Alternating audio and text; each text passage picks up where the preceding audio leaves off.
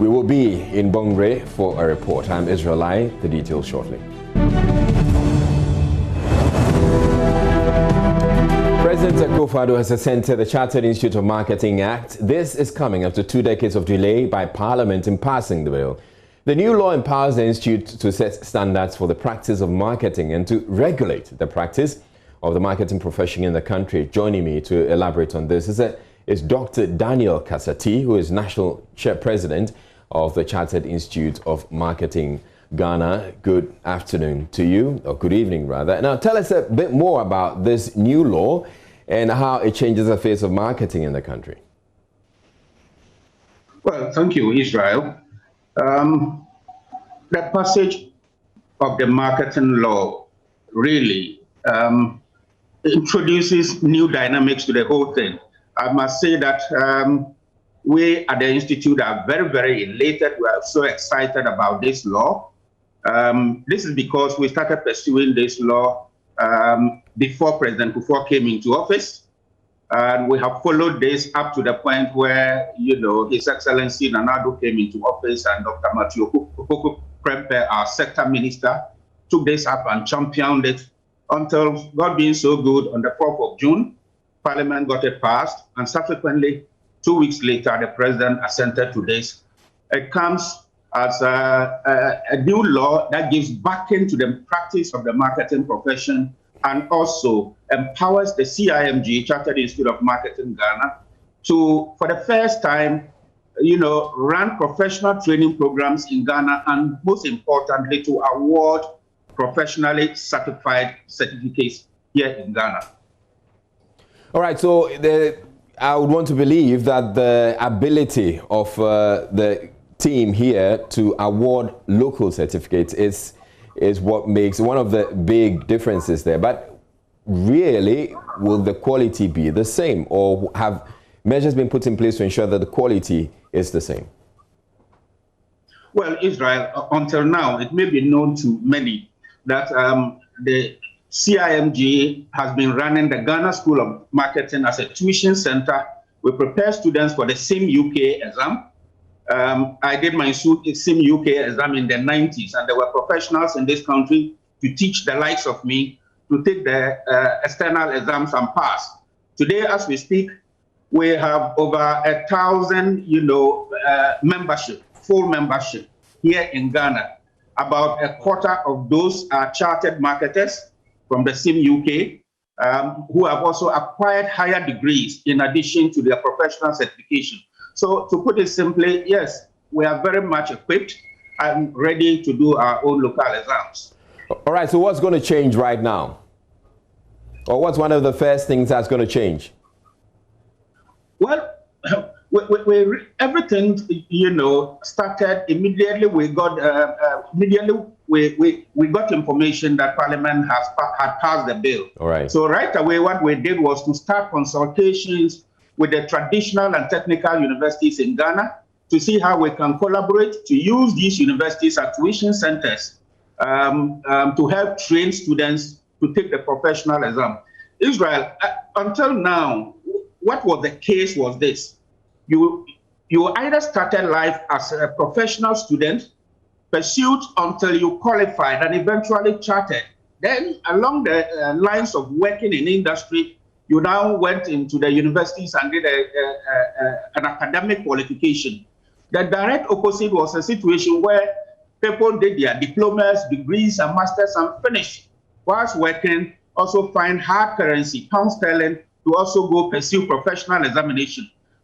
What changes the game here is the fact that once we are able to collaborate with these universities, we are contemplating the possibility of awarding dual qualifications as pertains elsewhere, particularly in the UK, where universities collaborate with professional bodies and they award dual qualifications. It's in the interest of the student because they now have shorter durations within which to qualify and to charter. It's in the interest of the institutions because they have the ability to give both professional and academic education. And in the long run, it is in the interest of this nation, coming to think of the fact that every year, the amount of pound sterling we send out of this country to pursue professional marketing education is no joke. All right, so it means the pound sterling. I like the bit about the pound sterling. You're not going to, the students here don't have to spend pound sterling anymore to get their qualifications, right? Inshallah, that has become a thing of the past. With the law now assented to giving us the backing to start the local professional examinations. You're also working on the CIMG Customer Satisfaction Index. What do you hope to achieve with this? Well, Israel, this is a subject that's so dear to my heart personally. You know, elsewhere we have the American Customer Satisfaction Index. We have the European Customer Satisfaction Index. Lately, we have seen the Indian Customer Satisfaction Index and the Singaporean Customer Satisfaction Index. So what we seek to do is this, to have our local version. We call it the CIMG Customer Satisfaction Index. It seeks to measure service quality, customer satisfaction, customer loyalty, and also what marketing people call the Net Promoter Score for individual organizations. We intend to start with some selected regulated industries, particularly banking, insurance, hospitality, and higher education. When we finish all this and we put it together, it will become the Ghana National Customer Satisfaction Index. It does a lot of things, you know, for organizations. It puts them, you know, it empowers them to be more competitive because they know where they stand along the lines of competition. For us individual consumers, it empowers us. It gives us the right to choose. From the practice of marketing, we have natural rights to exercise, fundamental rights to exercise as we consume goods and services. Now, with the indices to be published, customers are now, you know, we have a yardstick to be able to measure, and that will guide us as to whose service we patronize as against another competitor's services.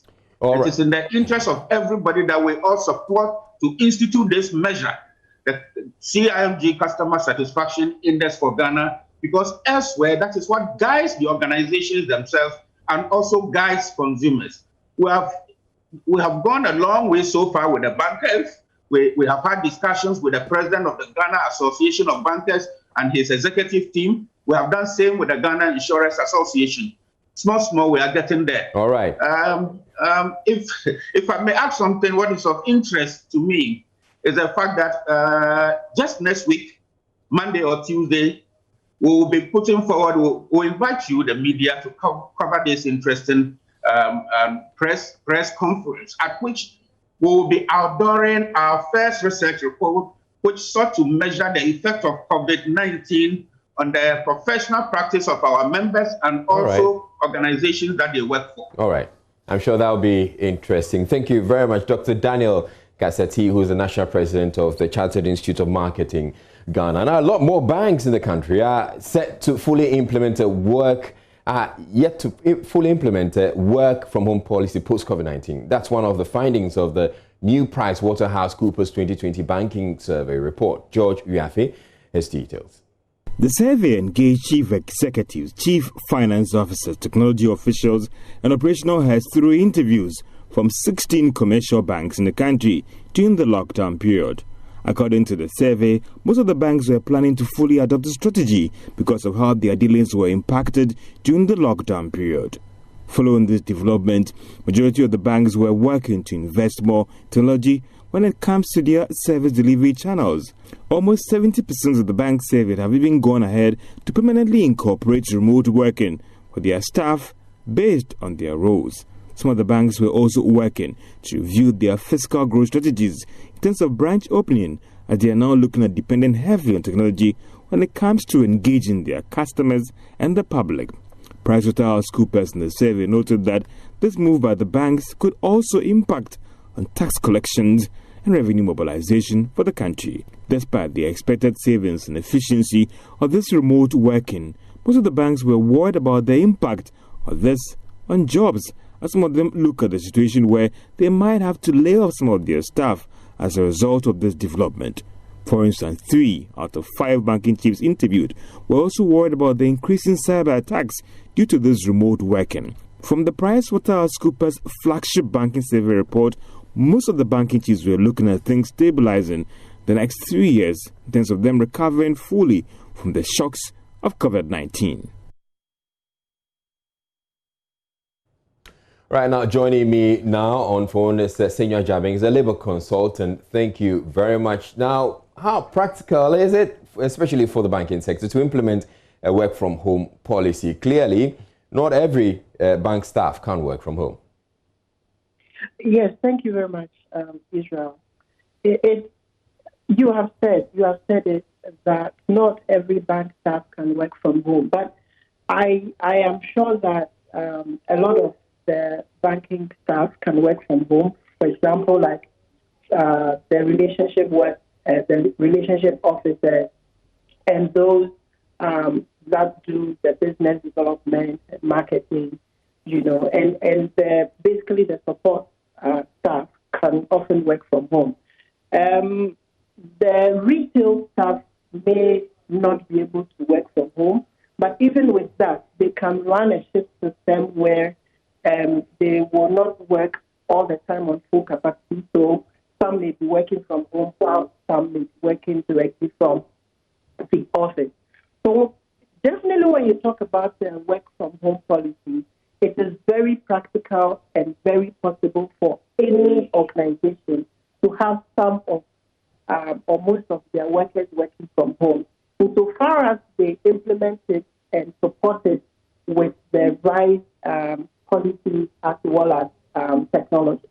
So once the technology is there and the technology ensures safety of the critical processes, then it is possible. So yes, it's very practical from my point of view. Now, what would that entail from an HR perspective? How effectively can work be monitored to ensure productivity? So great. It all depends on what we call a performance indicator. So every job has the specific output or outcomes that are required.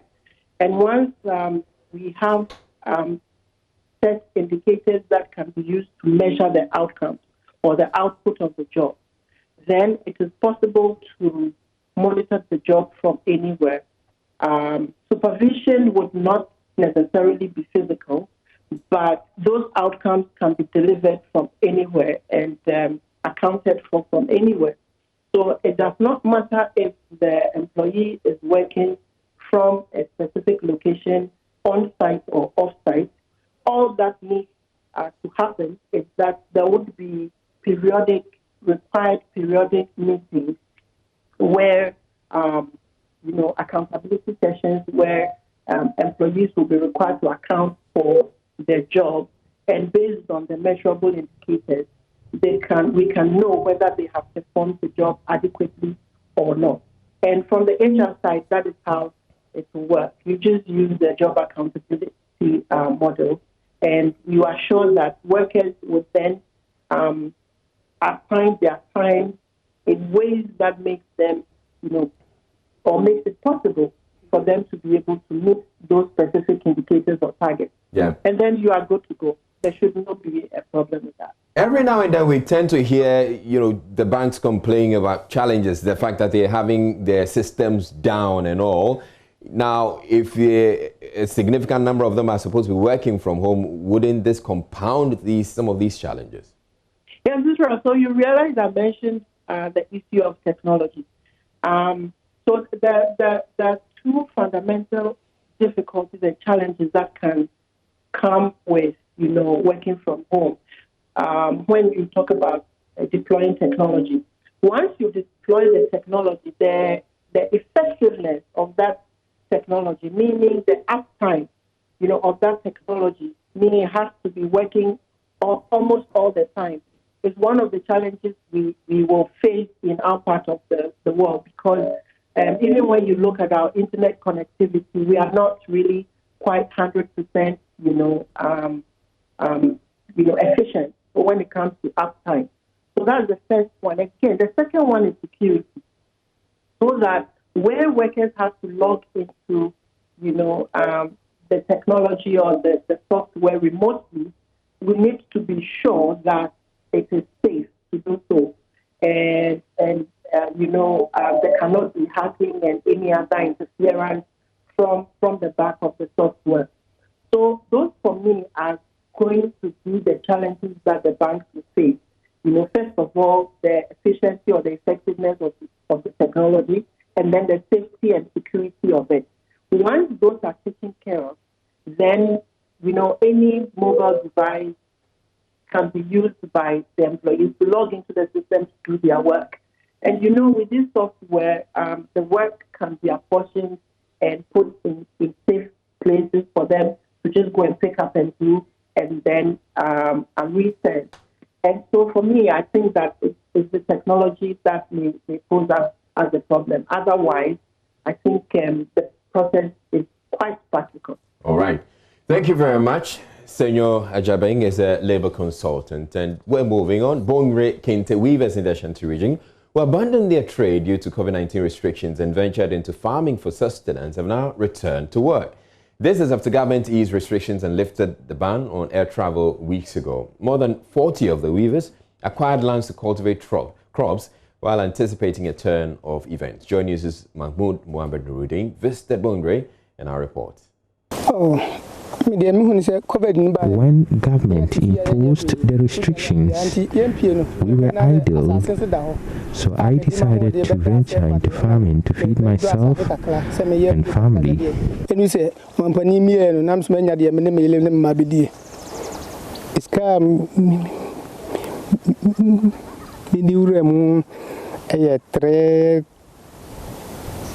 I have invested 3,000 Ghana cedis into the farming.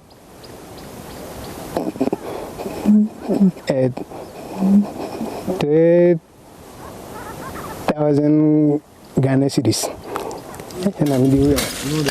The impact of COVID-19 on Kente weaving compelled 44-year-old Fripong said and 50-year-old Kweku Boachi to venture into farming. I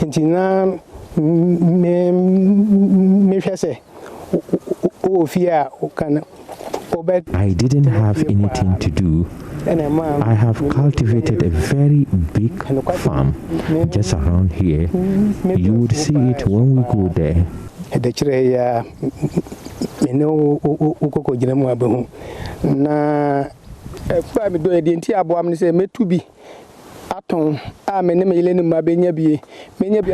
farm has helped me.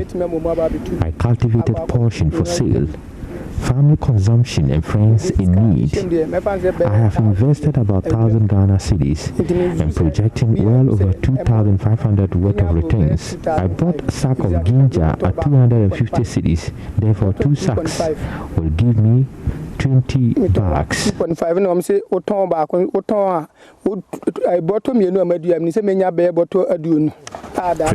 and Kweku are just two of many weavers here who have ventured into farming. They relied on foreigners and other events for sale, but COVID-19 crisis left them to their fate. This was how the situation looked like a few weeks ago. The place was empty and nobody came to buy kente due to the restrictions. Kente is generally patronized by foreigners, and for the purposes of events, the ban on events and the closure of our borders make kente business one of the worst hit by COVID-19. But today, life is gradually returning to normalcy. Fripong, Boachi and their colleagues have returned fully to work after government eased up restriction on air travel. Now, Talo Oil made a loss in excess of $1 billion according to its half-year results. Revenue was, however, estimated at $731 million. The loss was driven by exploration write-offs and impairments, totaling $1.4 billion pre-tax. Next, a summary of the half-year results and the outlook for the rest of the year.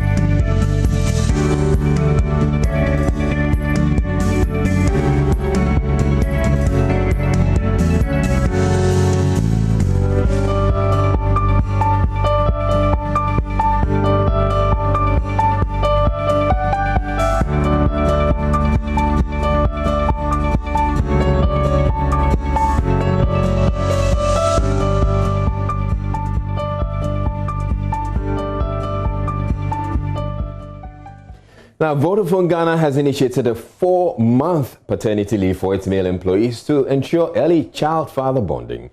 A quick take today is with the HR Director of Vodafone Ghana, Hannah Ashokakron.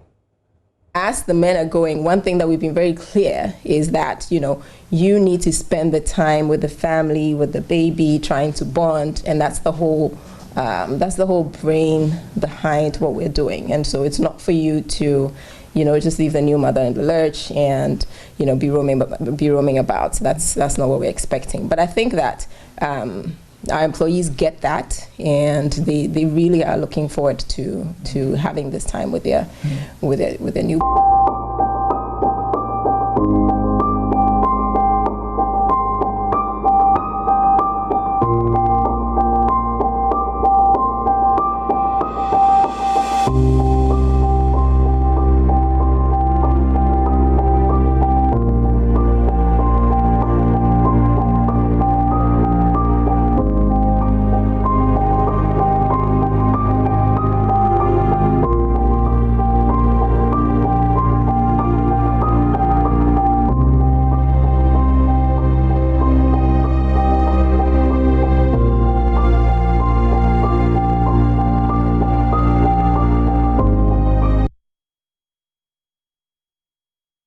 Well, with that, I'll say wives of male employees of Vodafone Ghana, get ready to make more babies. That's it for the bulletin. I'm Israel. Thank you very much for watching.